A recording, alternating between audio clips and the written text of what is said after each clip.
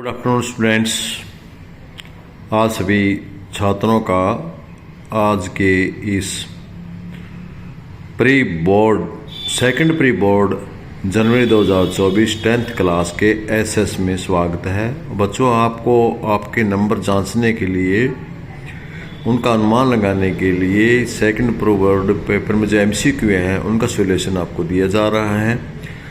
आपको अपने final exam की second pre board assessment paper के अनुसार अच्छे से तैयारी करनी है। जो इसमें निर्देश दिए हैं आपने वही सभी पढ़ने हैं। टाइम 3 घंटे का होगा, मैक्सिमम 80 नंबर के होंगे। जो क्वेश्चन पेपर आपका वो 6 भागों में डिवाइड होगा, जिसमें 38 क्वेश्चन होंगे। 1 से 20 1 नंबर के होंगे, 21 से 26 2 नंबर के होंगे, 27 से 28 4 नंबर के होंगे, और 29 से 33 क्वेश्चन जो आंसर है टाइप क्वेश्चन है वे आपके 3 नंबर के होंगे, और ईच में 34 से 37 हैं वे आपके 5 मार्क्स के होंगे। जो सेक्शन एफ है वो 5 मार्क्स का है। इसके 2 पार्ट होंगे, एक हिस्ट्री से होगा और दूसरा ज्योग्राफी से होगा। हिस्ट्री वाले में आपको 2 नंबर के क्वेश्चन 2 पूछे जाएंगे, ये मैप का क्वेश्चन होगा आपका, और ये हिस्ट्री ज्योग्राफी वाले में 3 नंबर के क्वेश्चन मैप से पूछे जाएंगे। यहाँ There are no overall choice in question paper, however, and the initial choice has been provided a few question। यानी कुछ ही पेपर में आपको कुछ चॉइस मिलेगी, बाकी सभी में आपको चॉइस नहीं मिलेगी। Attach map along with your answer book, जो है आपका मैप है वो आपने उसके साथ अटैच करना है उसके साथ में। इसका मतलब ये हुआ कि आपको क्वेश्चन नंबर 38 का जो मैप भरना है वो भी आपने उसमें शामिल करना है। और जो क्वेश्चन नंबर आपका 21 से 26 थे, इसमें 100 टाइप क्वेश्चन थे, कैरिंग 2 मार्क्स खींच के थे, तो इसमें भी आपसे मैप पूछा जा सकता है या न्यूमेरिकल क्वेश्चन पूछे जा सकते हैं। तो आज हम न्यूमेरिकल क्वेश्चन की बात कर रहे हैं। चलते हैं, करते हैं शुरुआत। सबसे पहले जो आपका आज पेपर हुआ है सुबह, और उस पेपर का हम हल निकालने का प्रयास करते हैं। पेपर हुआ आपका सुबह, तो उसमें सबसे पहले क्वेश्चन आया आपका सेकंड प्री बोर्ड परीक्षा में। जो सबसे पहला क्वेश्चन है एसएस के पेपर में वो है, मोहनजोदड़ो की खोज किसने की थी? In which year Mohenjodaro was discovered. तो ये मोहनजोदड़ो की खोज 1921 में हुई थी, जो ये हमारा राइट आंसर है। इसके अलावा बाकी सारे के सारे आपके गलत आंसर है। इसके बाद जो सेकंड क्वेश्चन है, ग्रीस शहर में के राज्यों क्या कहा जाता था? जो ग्रीस देश उसमें शहर या राज्य को पालिस नाम से संबोधित किया जाता था, इसलिए हमारा सेकंड उत्तर ठीक है। इसके अलावा हमारे सभी उत्तर रॉन्ग है। तो एमसीक्यू में हम ज़्यादा समय खराब न करते हुए आपको जल्दी जल्दी से हल बताने का प्रयास कर रहे हैं। महात्मा बुद्ध की मृत्यु कितने वर्ष में हुई थी? महात्मा वर्ष की आयु है वो लगभग 80 वर्ष का जीवन उन्होंने बिताया था। मेरे ख्याल में जहाँ तक वो 80 वर्ष की आयु को पार कर चुके थे, तो हमारा आंसर सी है, ठीक है। इसके अलावा आपका रोमन राज्य का पतन कब हुआ था? रोमन राज्य का पतन 1400 प्लस में कुछ 400 प्लस कुछ हुआ था, यानी 5वीं शताब्दी।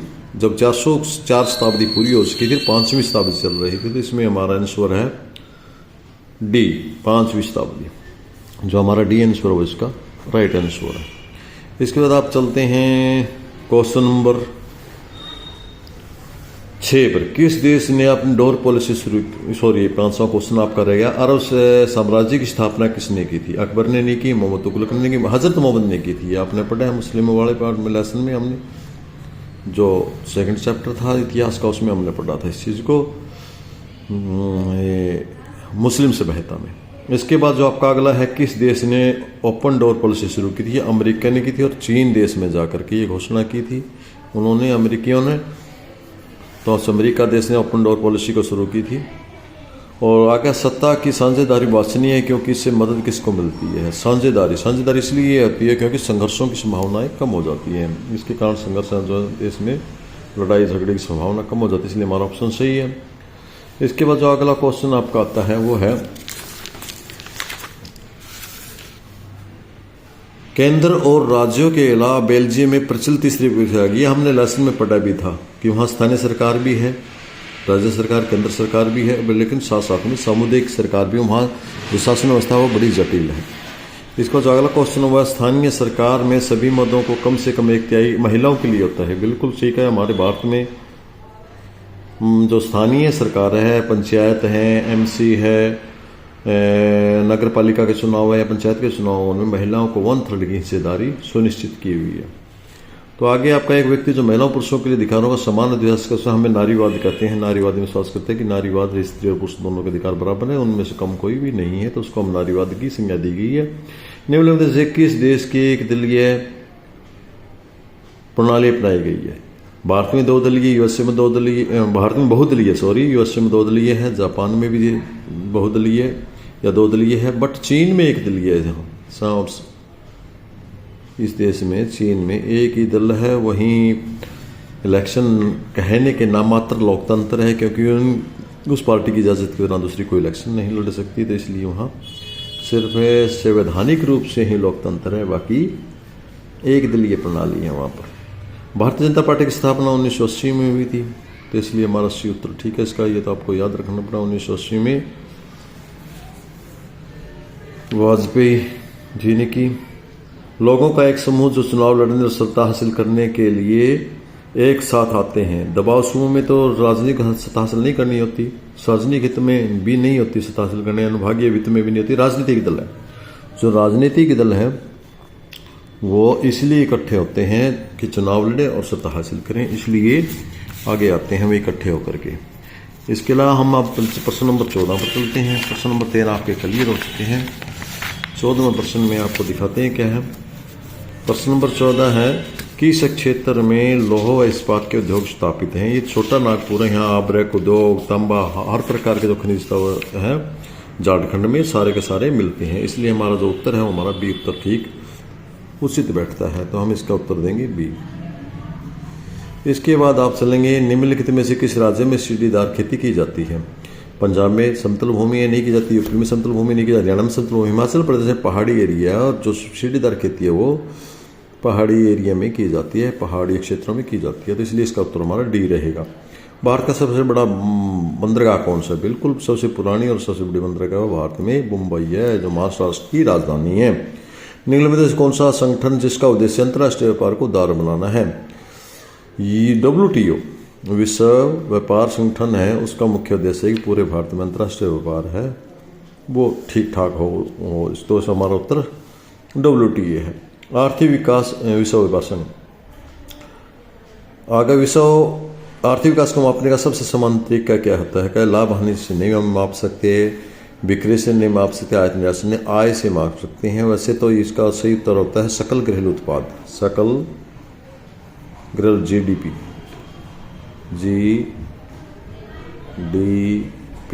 सकल घरेलू उत्पाद के जरिए हम किसी भी देश की आर्थिक विकास को माप सकते हैं। बट यहाँ हमारे पास ऑप्शन है वो आय ही दिया हुआ है, आय को ही GDP माना गया है।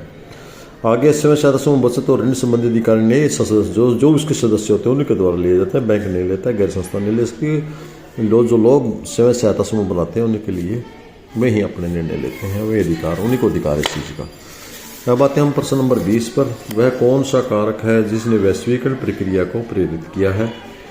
देखिए, प्रौद्योगिकी तकनीकी से प्रेरित तो है, कम है वैश्वीकरण इतना। जहाज उद्योग है, जो जहाज है उद्योग बने इसलिए कि एक देश को दूसरे देश की दूरी तय की जाए, तो मेरे ख्याल में सबसे ज़्यादा लोकतंत्र और समाजवादी तो ये कुछ अलग ही बात हो गई। जहाज उद्योग होना चाहिए इसका आंसर, जहाँ तक मेरा आइडिया। इसके बाद आगे आपका सरस्वती सिंधु सभ्यता के नगरों 2 विशेषता बताइए, आप बता देंगे। इसमें ये नदी के किनारे बसे हुए थे, टीलों के जरिए थे।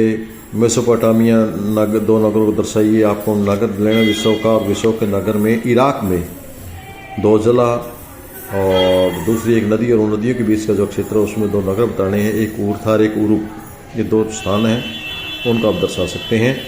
खनिजों का वर्णन कीजिए। आपके छोटे छोटे क्वेश्चन है, 1-1, 2-2 नंबर के, मेरे ख्याल में आप आराम से कर लेंगे। ये आपका क्वेश्चन पेपर है। यहाँ एक ये आपका पहरा दिया हुआ, जिस पहरे को पढ़ के आपने क्वेश्चन देने हैं, इसमें ज़्यादा कठिनाई नहीं है। यदि उसी के आधार पर आपने प्रश्न देने, यदि इसके अंदर से भी नहीं है तो ये पैरा आपने पढ़ा होगा, अच्छी तरह से पढ़ा। उसके बाद पहला प्रश्न आया, गरीबों को किसी राष्ट्र की बेहतरीन हिस्सेदारी के लिए आवाज़ कैसे मिल सकती है? तो उन्हें उचित प्रतिनिधित्व दिया जाए, उन्हें निर्णय लेने की प्रक्रिया में कब मौका मिलेगा, ये दोनों बातें हैं। तो इसका मतलब उत्तर इसका सी ठीक बैठता है कि दोनों ही बातें हैं, तो हमें सी का आंसर देना है इसका। और जो अगला किसी देश की आर्थिक कृषि निम्नलिखित किसका निर्भर करती है। देश का क्षेत्र है, जनसंख्या का आकार है, वैश्विक परिदृश्य है, विभिन्न राष्ट्रों के विषय हो गए। तो इसमें सबसे ज़्यादा वैसे तो बढ़ते हैं ये वैश्विक परिदृश्य होना चाहिए, उसका वैश्विक परिदृश्य कैसा है। इसके बाद जो आपका आर्थिक विकास का समान रूप से क्यों वितरित किया जाना चाहिए। आर्थिक रूप से सम समाज बनाने के लिए बिल्कुल ठीक है, सामाजिक न्याय के विचार को बढ़ा देने के लिए ये भी ठीक है, समाज में असमानता कम करने के लिए उपरोक्त सभी, इसलिए इसका अनुसार आपका उपरोक्त सभी ठीक आएगा। इसके बाद गरीब देश दुनिया की संपत्ति में सबसे ज़्यादा हिस्सा पाने के लिए क्या कर सकते हैं। अपने आंतरिक लोकतंत्र मजबूत करने के लिए पहल करनी चाहिए, उन्हें इस मुद्दे के लिए आवाज़ उठाने के लिए एकजुट होना चाहिए, ये दोनों ठीक बैठते हैं। उन्हें अपने स्वयं के उपलब्ध प्राकृतिक साधनों का दोहन करने से बिल्कुल गलत है, ये नहीं आएगा।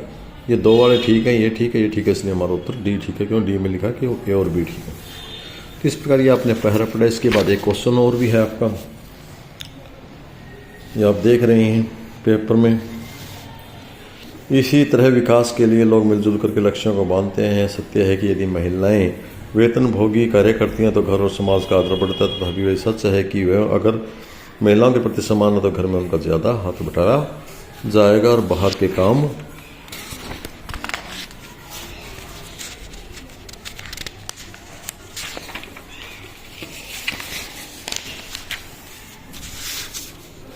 बाहर काम करने वाली महिलाओं का स्वीकार किया जाएगा। सुरक्षित और असुरक्षित वातावरण में अधिक महिलाएं विभिन्न प्रकार की नौकरियां और व्यापार कर सकती हैं। इसलिए लोगों के विकासात्मक लक्ष्य न केवल बेहतर आय के बराबर बल्कि जीवन में अन्य महत्वपूर्ण चीज़ों के बारे में भी होते हैं।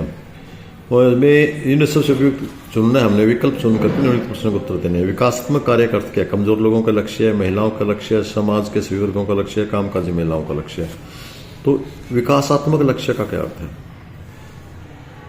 बोलो भाई। महिलाओं का लक्ष्य है, ये किसी एक विशेष वर्ग का हो गया। कमजोर लोगों का लक्ष्य ये भी विशेष वर्ग का, काम का जनसंख्या ये भी अलग हो गया। तो समाज के सभी वर्गों का लक्ष्य होना चाहिए मेरे हिसाब से। ऊपर के मुताबिक आपका सबसे उपयुक्त विकल्प चुन करके निम्नलिखित प्रश्न को उत्तर देना,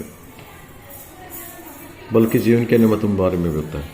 खालिस्तान लक्ष्यों से देश की जीडीपी घटी है, सामाजिक लक्ष्यों से, आर्थिक, विकासात्मक, इनमें से कोई नहीं। इनसे किसी से नहीं घटती देश की।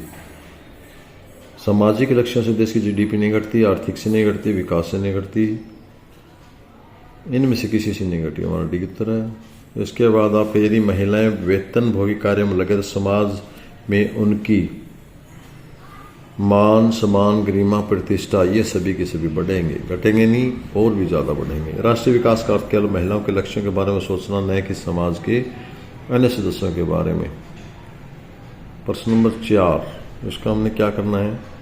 राष्ट्रीय विकास का अर्थ ये सही या गलत बताना है कि राष्ट्रीय विकास का अर्थ है केवल महिलाओं के लक्ष्य के बारे में सोचना न कि समाज के अन्य सदस्यों के बारे में सोचना। ये बिल्कुल गलत है। आप सही और गलत में बताना गलत है, क्योंकि सभी सदस्यों के बारे में सोचना, महिलाओं के बारे में नहीं, सभी सदस्यों के बारे में आपको सोचना पड़ेगा। इसी प्रकार फिर आपके क्वेश्चन हैं जो आपके 3 नंबर के हैं, 3 नंबर के क्वेश्चन हैं जिनका आप न्यूमेरिकल क्वेश्चन है। और ये आपने डी सेक्शन में से आपने 5 क्वेश्चन कर 1 2 3 4 5 क्वेश्चन हैं वो करने हैं। और ई सेक्शन में से आपने 4 क्वेश्चन करने हैं जो 5 नंबर के हैं। और ये आपके ऑप्शनल मिलेंगे, यानी आप आपको ऑप्शन दिया मिलेगा एक प्रश्न का दूसरा। जैसे पहले महात्मा गांधी के एक ऑप्शन दिया पाएगा, 2 प्रश्नों में से एक करना है। प्रश्न नंबर 37 है आपका, और सेक्शन एफ है जिसमें मैप करना है आपने। 38वें प्रश्न में हिस्ट्री में से 2 नंबर का है। सिंधु घाटी की सभ्यता का एक प्रमुख केंद्र हरियाणा में कोई भी एक क्षेत्र बता दीजिए। मिथातल बता दीजिए, कालावाड़ी बता दीजिए, और कौन सा बता दीजिए आपको जो अच्छा लगता है। मोहम्मद गजनी द्वारा सोमनाथ का मंदिर है, जो सोमनाथ का मंदिर का है उसको दर्शा दीजिए। इसके बाद हीराकुंड बांध कहाँ है ये बताना है। मुंबई सॉफ्टवेयर टेक्नोलॉजी पार्क कहाँ है। हैदराबाद अंतर्राष्ट्रीय हवाई अड्डा कहाँ है, ये आपने देना है। बिल्कुल आसान सा पेपर को दिया हुआ है आपका, और इसको सॉल्व करना है। शुभकामनाओं के साथ कि आपका जो आने वाला वार्षिक पेपर है वो बहुत ही अच्छा होगा और अच्छे अंक लेकर आप पास होंगे। इन शुभकामनाओं के साथ थैंक यू, धन्यवाद, ओके।